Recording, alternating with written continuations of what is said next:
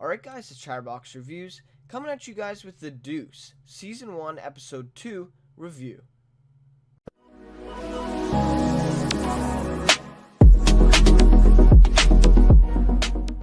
So overall, thought this was a pretty good episode. I thought, it wasn't quite as good as the premiere episode for my liking, really.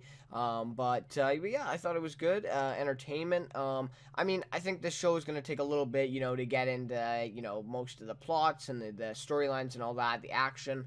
Right, they're just trying to, kind of give us the base of the characters here and, what kind of stuff they're going to be like, why they act the way they do. So, yeah, I thought this episode was a good demonstration of that. Would like to apologize for this one being a day late. Decided to switch it up and put my zoo review that was a little late on yesterday, and then today's the Deuce. So it's a little late. Hope it's not too late. But anyways, so yeah. Like I said, I thought it was a good episode. Not as good as premiere, but still nonetheless a good episode. And yeah, I'm just really impressed with this show. I mean, like I said in the premiere, I went in with high expectations, and I'd say with this episode again, they were met. Maybe not too many, maybe not too much leeway, past my expectations, but definitely met my expectations again on this one.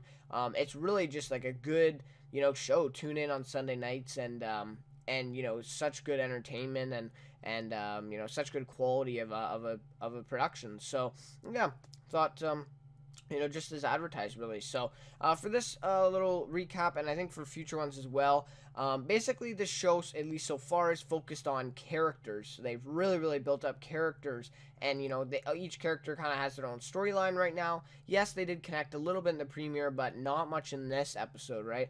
So yeah, I thought that what I'm gonna do is just touch on each character's storyline in each of these sort of recaps there, because the thing I'm running to here is because these episodes are an hour long, right? And a lot of stuff happens that, I can't cover unless I make it like an hour and a half video, right? So it's just a little tough to do that. So yeah, this is sort of the way I'm going to do things. And then, obviously if a big event happens where multiple characters are involved or something, then I'll talk about that event, of course. But in this episode, I thought it was really character based, and like there was really specific storylines throughout that they kept coming back to, and then there was like most of them there was a conclusion sort of at the end. So yeah, for that. So anyways, so this one I'm gonna start off with the Cece and Lori storyline a little bit. So basically we see Cece and her in the hotel room there, and it turns out Cece is her pimp, but he's also in a sexual relationship with her, I guess. So I think it's a little bit more than that, and basically he wants her to be his prize girl, so that he can make enough money and kind of quit the business, quit being a pimp, and which is kind of weird. I mean, because like I thought that's just kind of what he wanted to do, and he looks like he's pretty good at it, so I'm not sure why he would want to quit.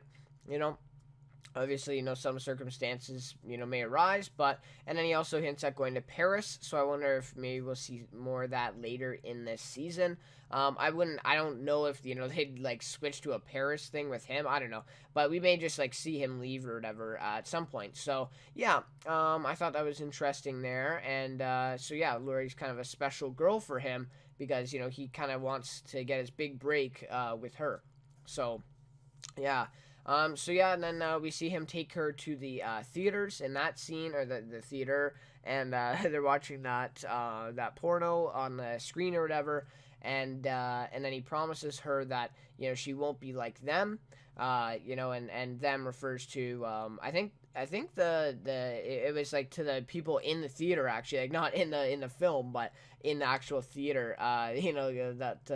That the girl is giving blowjobs or whatever to the men there that were sitting. So I think that's what he was referring to, but it's kind of a confusing thing. But yeah, so she he promises her that she won't be like them. She's so much more valuable than that. But then we see the dark side of Cece again, as he says, unless you disobey or whatever. So, we saw at the end of the last episode, Cece, with that woman, I forget her name off the top of my head now, but Yeah, so with her, and he cuts her at the end of last episode. So obviously, we know that he has a dark side a little bit, and we know that most of all these pimps have a dark side, right? I mean, especially that Larry guy who's the pimp. So yeah, I mean, we definitely know that they do. And Cece, we've kind of seen Cece and Larry, we've seen a lot of so far. More Larry, obviously. So yeah, so that was just kind of like a scary sort of thing. But she says, I understand. You don't have to tell me or whatever. So it really shows that she's kind of bonding with him. They're kind of you're kind of bonding together, and kind of reaching mutual agreement here. And then there was a scene towards the end, which was one of my favorites of this episode, where Lori then goes with this tall man on the street, to have sex, at this one building. So she goes in with him, and Cece's watching it all go down from his car. But then all of a sudden, this man, she comes out of the door, and this man has her in handcuffs, and he's escorting her off basically. And Cece's kind of watching this from his car, of course. And I think he says like, "Oh hell no," or "hell no," or something like that. And then of course that the rest of it happens. But at this point we think she's been arrested, right? It's illegal, and there's some sort of undercover cop or whatever. So yeah, so bad news for Cece, obviously, with his best prize girl now getting taken. But he basically springs into action here, and he questions the man, right? He says, "What precinct are you from? Like, what are you, police officer, whatever?" And so eventually, he kind of figures out that he's not a cop. All right, because he gives him the wrong precinct, he explains, and all that. So he gets a knife and he stabs this man repeatedly. And Lori's already in the back of the car, handcuffed already. So this guy ends up falling into the car, into the back seat where Lori is, after being stabbed by Cece. And yeah, so he basically saved Lori, when we, as we find out, from this really, creepy guy, right? He wasn't even a police officer, but he put her in handcuffs, and, he was going to do a lot of bad things to her, right? So he really, kind of saved the day. And we see him hold up the fake badge and all that. So, obviously this guy was a creep, and Cece's able to save her from him. But we also see that Lori's frightened by it, right? I think, she's really, really affected by this and kind of scared. So I think, we're going to see long-lasting effects of that, I would say, from her. I think, obviously she hasn't been doing it for long, and, for an event like this to happen, it's pretty big. So I think that, it is going to last a long time for her, and I think we're going to see effects of it for sure. And yeah, so, and then also Cece says, I know it's hard to say or whatever, but, to fix this, you just got to get back out there or whatever. So, and she does. So, yeah, definitely interesting relationship there between them two. I mean, Lori plays an intricate role now in Cece's sort of goal here, for this season, I'd say, and just in his life in general. So, yeah, I think we're gonna definitely see more of them too, and I'm liking it so far. I like this episode. So good to see that, and I like the way that they brought her in first episode, and now they're kind of building her character more. So I like that. And I think the woman who plays her is also a great actor as well, I think. Yeah. So I mean, I could say that about everyone on the show, really. So yeah. So then we got the storyline about Candy. Obviously, Maggie Gyllenhaal, right? Her character. And so we see at the beginning of the episode that she goes to see her son again. And then we kind of see, we kind of expected it, but, we see, proof of it now that her mother, really doesn't respect her at all, right, for what she's doing. Really rude to her, but, Candy has to keep working to make money to support her son. So, she's in a tough spot, really, right? Like, her mom doesn't respect her at all. They have to lie to her son. She says that she told him that that Candy worked in the government or something like that. So, it's just, a tough situation. But Candy can't really help it. She does, she makes good money, so she's gonna, keep doing it to support the son and her mom, who's taking care of them. And, yeah, you kind of feel for her, right? You kind of have some sympathy for her, while the other girls, you don't necessarily have that same connection with. Like, I think just a select few, like Darlene, which is the black woman, and then you have Candy, and then you have, Lori. That's about it, right? Of the, those central, women that are the prostitutes, right? So, definitely, out of the ordinary, unusual. And we really do feel for her and I mean, if we saw those other girl situations as well, I'm sure we would, but they're not main characters, right? So so then the scene, another girl comes to up to her at the counter at that restaurant where all the pimps hang out. So this girl, essentially, and I don't think we've seen this girl before. By the way, I think she's kind of a new character. But anyway, she basically asked Candy if she can go to this place in Brooklyn to shoot this film. So, and she says she's busy and she can't make it there, I guess. So she kind of gives her spot up to Candy. So I didn't really understand at the time what it was all for. I mean, I kind of, inferred, of course, but yeah. So anyway, so Candy ends up going to this place, and she ends up, going to this big filming place, a big filming place. It's it's in this guy's basement or whatever. So I thought that was kind of funny. And yeah, so it looks like she didn't, she enjoys herself in this, movie that they make, and we see, how the the porno, the videos are made back then, right? Like, I mean, the potato soup or whatever that they were, I guess like spraying on them or whatever. That was kind of a funny little scene there, and the other girl was complaining, of course. So, yeah, I thought it was kind of funny. And yeah, so we just saw that a lot of it's just really fake, right? And of course we also learned that they can't show any of like the really inappropriate stuff, I guess, in these videos because that's illegal. So we see how the times have changed, right? Of course, but yeah, so basically she finishes this scene or whatever, she gets paid, and then she ends up stealing a tape as she leaves this recording like studio, this guy's basement, but the studio or whatever, and she puts it in her purse. So yeah, so I thought it's kind of weird, but I'm not sure now again if that was her tape. I'm not like totally sure. Why she would grab her own tape. I'm not totally positive, right? Maybe someone else's tape. I'm not sure. But yeah, so she steals it, and then she basically gets home, and she ends up putting it on this projector or whatever, and starts watching it on this projector. So I don't know, like, I didn't really know exactly what to get from this, and this is kind of the bulk of her storyline this week. We actually didn't see as much of her, I would say, as last episode, but of course we saw more of everyone because it was an hour and a half. But my thinking is that maybe she, this shows that she's getting interested. Maybe she wants to do it again, and bigger picture, maybe she wants to do this as a living instead of just working on the street as a prostitute, right? So. And I think obviously this show's kind of building towards, more of the porn industry. That's sort of what the show's, kind of focused on, or supposed to be focused on, right? So, I think that's sort of her storyline going forward now. I think that's what's going to happen. She's, going to get into the to the industry there and, start making these videos instead of working on the street. So, yeah, I think it'll be definitely interesting to, see her, be that kind of, like leeway into that industry to show us that and, what all goes on. So, yeah, I thought she had an interesting storyline this episode, and I thought it, added a lot. It was a little confusing at times, but I think that's sort of the main, thing they wanted to get across. So then we have the storyline of sort of the cops and prostitutes. I kind of coined it a little bit. So, at the very beginning of the episode, we see Chris Alston, who, by the way, is played by Bob from The Walking Dead. For anyone who has seen Walking Dead and you also recognize them, yeah, it's Bob.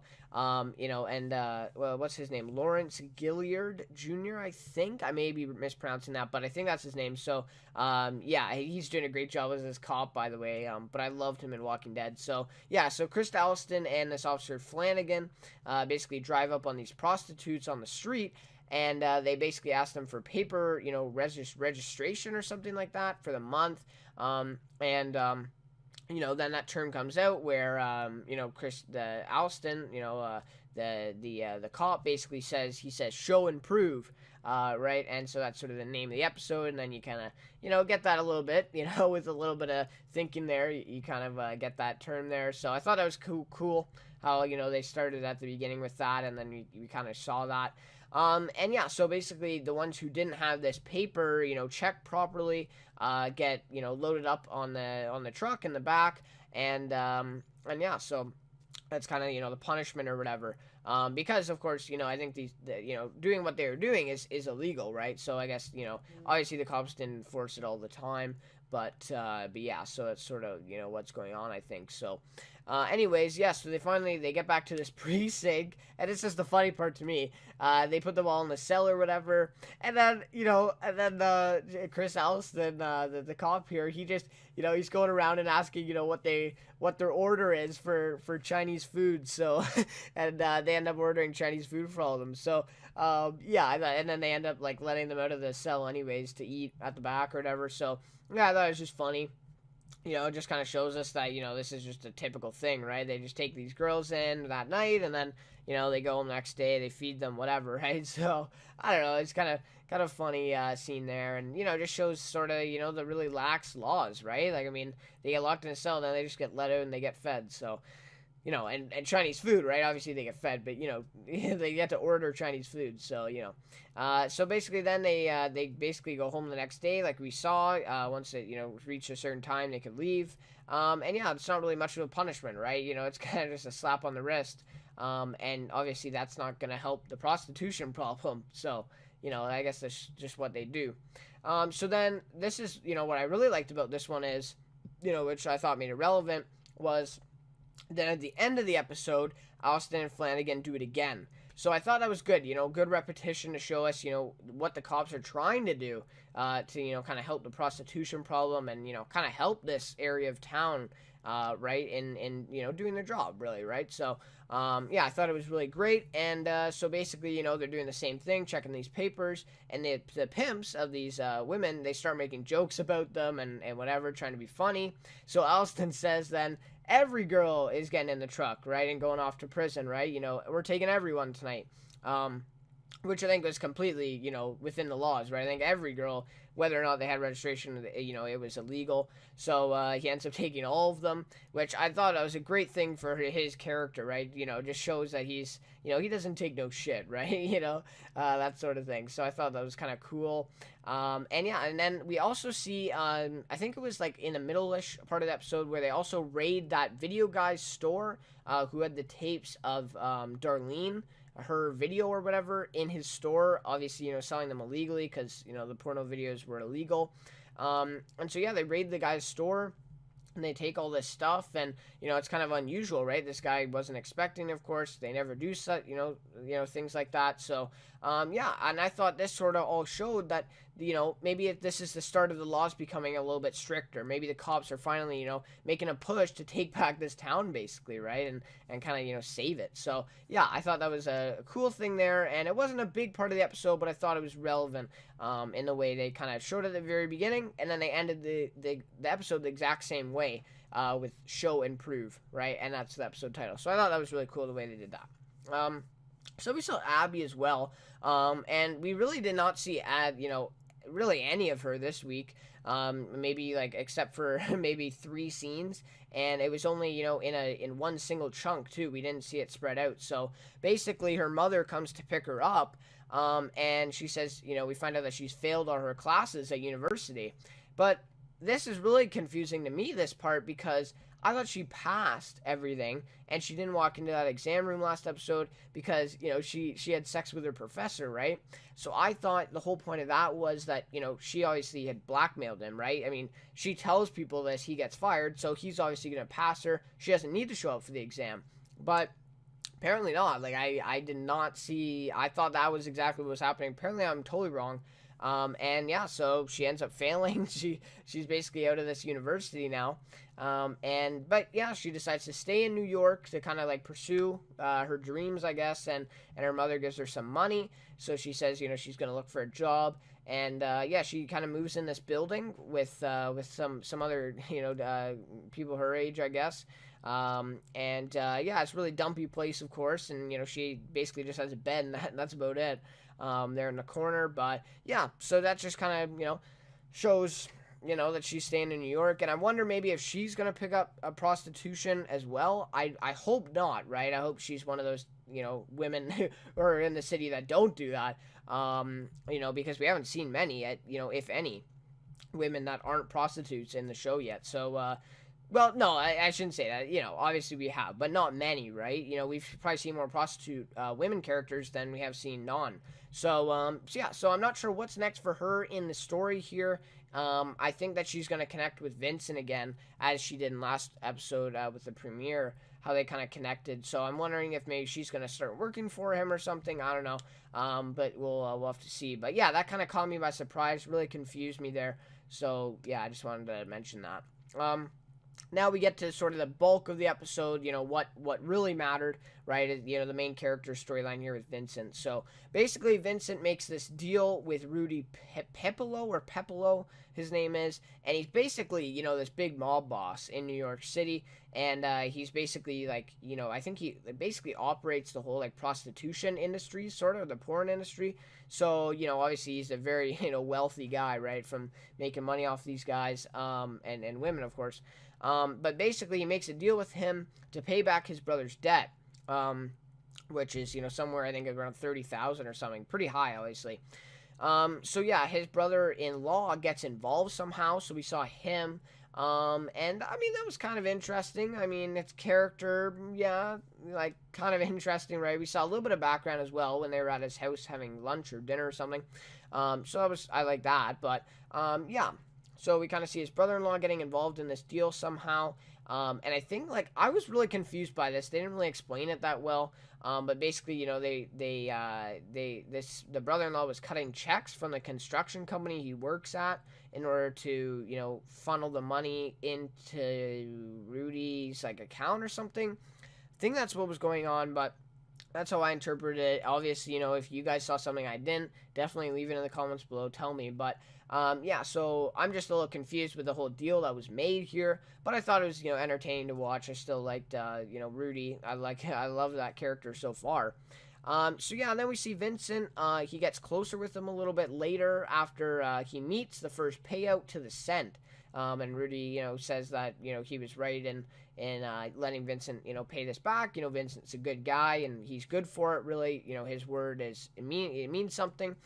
And yeah, so basically they kind of bond a little bit throughout the episode, and then finally, towards the end, Rudy then offers him, this gay bar, or what used to be a gay bar, I guess.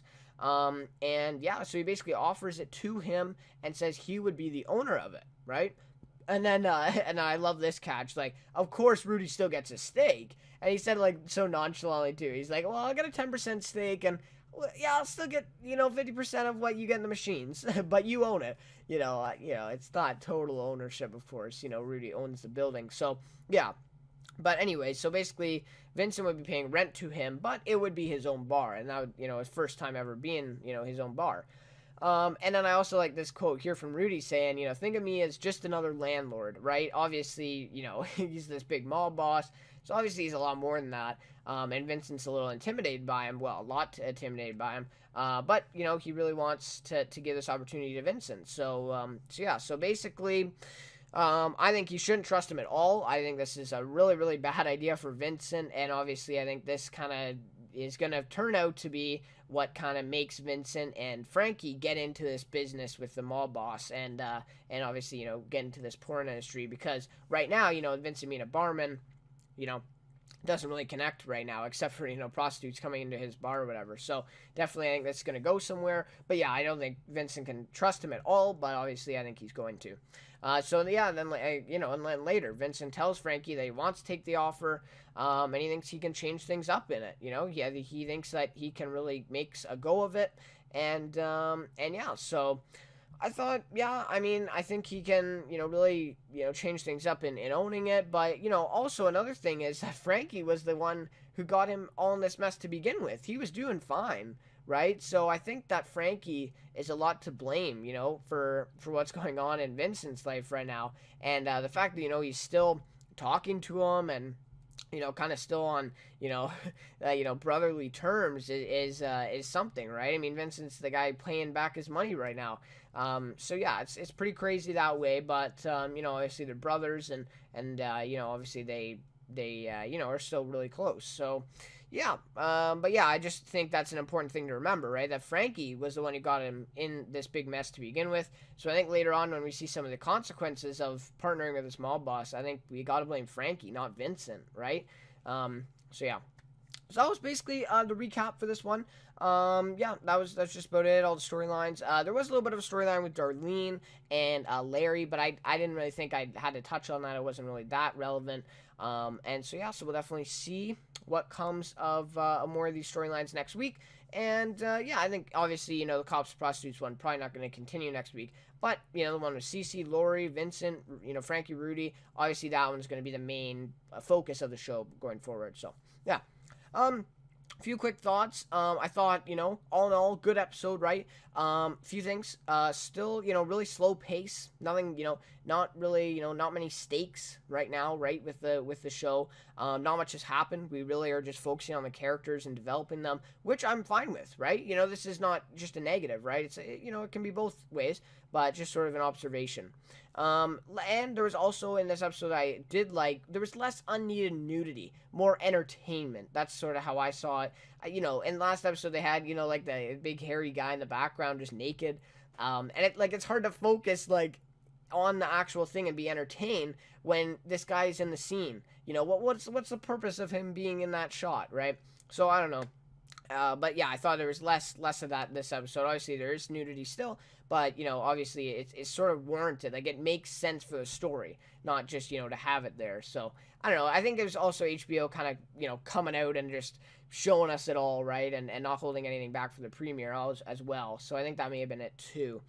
And yeah, also a lot of characters to keep track of now with this show. I mean, I just already mentioned I think about 7 there with their storylines, and there's a lot more. Thunder Thighs is the one woman there, and obviously Darlene I didn't mention, and yeah, just a lot of characters right now going on. And the Tommy Longo as well. He's sort of like Rudy's henchman or right hand man. So yeah, a lot of characters to keep track of here, and I think they're developing each one so well, right? They're focusing on each one for a good amount of time in each character, I think, right? Not too much, not too little. Well, maybe for Abby a little, a little too little, right? But yeah, so I think they're really doing a good job of that.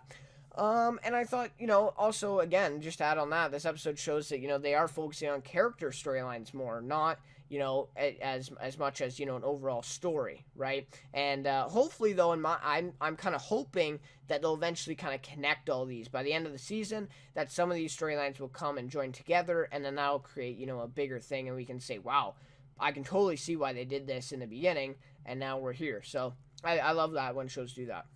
And I didn't think we saw more of Frankie this episode, just so I mention it, that we did see a little bit more of him. He had a little bit more screen time. Last episode we only saw him for 5 minutes max, so yeah, it was good to see more of him.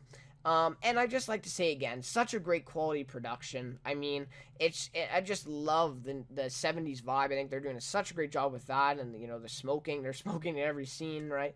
And yeah, so I think it's really portrayed great, the times, and I think David Simon and HBO really, they're just doing such a good job of this show and really put a lot of time and effort into it. So really happy with that, and I think obviously that's not going to change. The rest of the season and the rest of the show is going to be just like that. So, anyways, now we'll get to my rating for this episode. Like I said, I basically talked about all the stuff that I kind of observed in this one, but giving this one a 4.3 out of 5.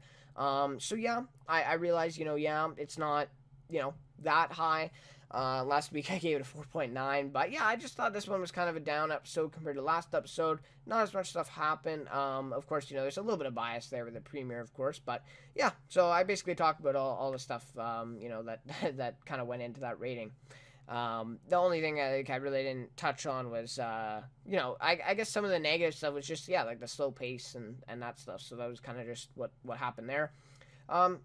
Favorite character for this one, it'll be Candy or Eileen, obviously played by Megan Gyllenhaal, and she's doing such a great job. I mean, she's just as advertised, really. Her and James Franco are kind of the leading, beasts of this show, acting-wise, and I think everyone's doing a great job acting, though, right? I think that also went into the rating as well. I forgot to touch on that, but great acting from every single person. I didn't really see anything, that was off.